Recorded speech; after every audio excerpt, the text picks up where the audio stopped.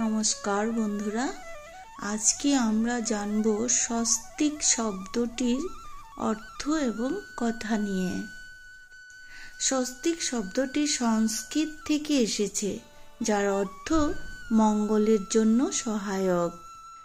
দন্তাস্বয়বস্ব এবং অস্তি এই দুই শব্দ নিয়ে স্বস্তিক শব্দটি গঠিত হয়েছে।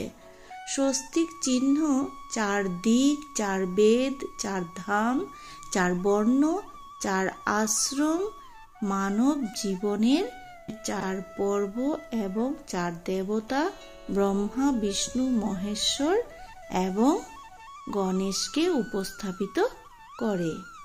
সনাতন ধর্মে কোনো শুভ কর্ম প্রারম্ভের পূর্বে স্বস্তিক চিহ্নের ব্যবহার মঙ্গলময় মানা হয়।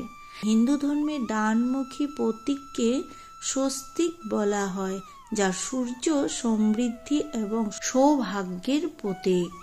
অন্যদিকে বামমুখী প্রতীক হচ্ছে শোভাস্তিক, যা অন্ধকার, রাত বা তান্ত্রিক দিকগুলির প্রতীক। এই চিহ্নকে পজিটিভ এনার্জির উৎস বলে মনে করা হয়।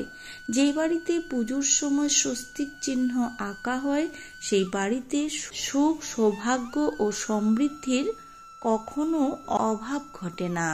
সে কারণে যে কোনো কাজ শুরু করার আগে স্বস্তিক চিহ্ন আঁকার রীতি প্রচলিত আছে। বাড়ির মূল প্রবেশ পথে স্বস্তিক আঁকা অত্যন্ত শুভ বলে মনে করা হয় যে বাড়ির দরজায় স্বস্তিক চিহ্ন আঁকা থাকে, সেই বাড়িতে প্রবেশ করেন দেবদেবীরা। বাড়িতে যে স্থানে এই চিহ্নটি রাখতে চান, সেই স্থান সুন্দর এবং পরিষ্কার হওয়া উচিত। ঘরে কখনো উল্টো স্বস্তিক আঁকবেন না। এতে উল্টো স্বস্তিক আঁকলে তা অশুভ ফল প্রদান করে। প্রতিদিনের পুজোর কাজে কুমকুম দিয়ে স্বস্তিক আঁকতে হয়। ওম তৎসৎ।